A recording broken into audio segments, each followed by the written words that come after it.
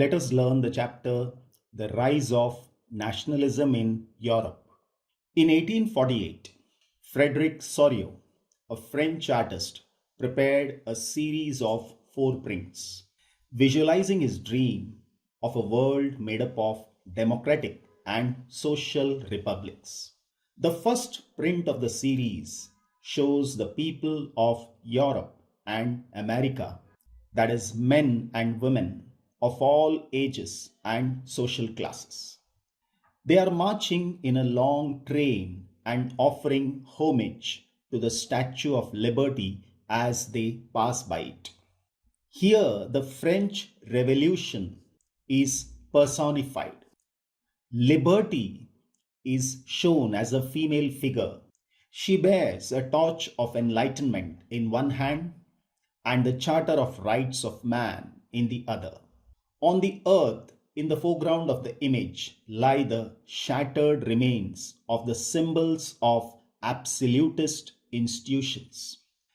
An absolutist institution is generally a form of government in which all the power is vested in one authority or in one ruler. An absolutist is someone who considers that the finest form of government lets one person hold all the power. And this is shown in the form of shattered remains, conveying that absolutist institutions coming to an end.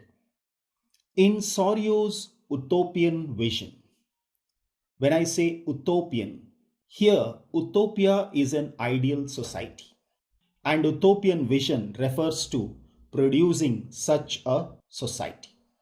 Here, the people of the world are grouped as distinct nations, identified through their flags and national costume.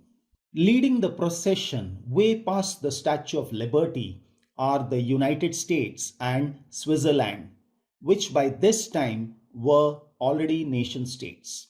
France is identifiable by the revolutionary tricolor and has just reached the statue. She is followed by the people of Germany bearing the black, red, and gold flag. Following the German people are the people of Austria, the kingdom of two Sicilies, Lombardy, Poland, England, Ireland, Hungary, and Russia.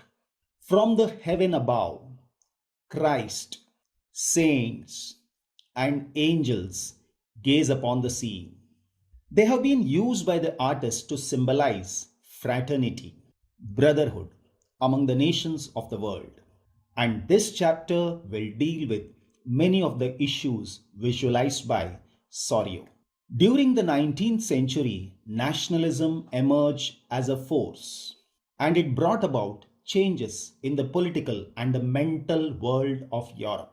The end result was the emergence of nation state. A nation state is a state in which a great majority of the people share the same culture and is conscious of it. The nation state is an ideal in which cultural boundaries match up with political boundaries.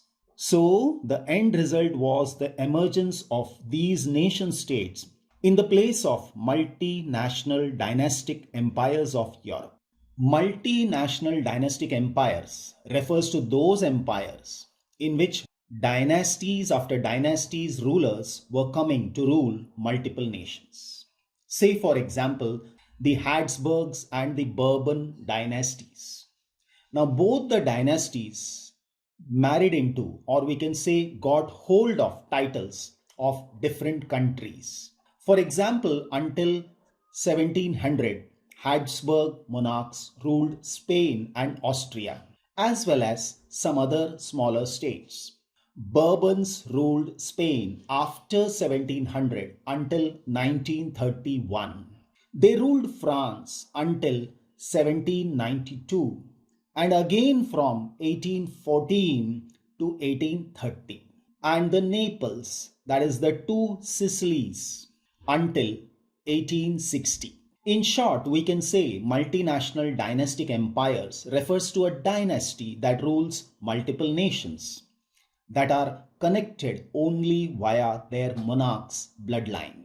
So the end result was the emergence of the nation state in place of multinational dynastic empires of Europe. In a nation state, majority of its citizens and rulers came to develop a sense of common identity and shared history or descent. This commonness did not exist from time immemorial. It was forged through struggles, through the actions of leaders and the common people. The concept and the practice of modern state, in which a centralized power exercised sovereign control, that is complete control, like India is a sovereign nation, that is Indian government has complete authority, complete hold of administration of the entire country. So the concept and practice of a modern state in which we had a centralized power, they exercised sovereign control over a clearly defined territory, had been developing over a long period of time in Europe. So, this chapter will look at the diverse processes through which nation states and nationalism came into being in the 19th century in Europe.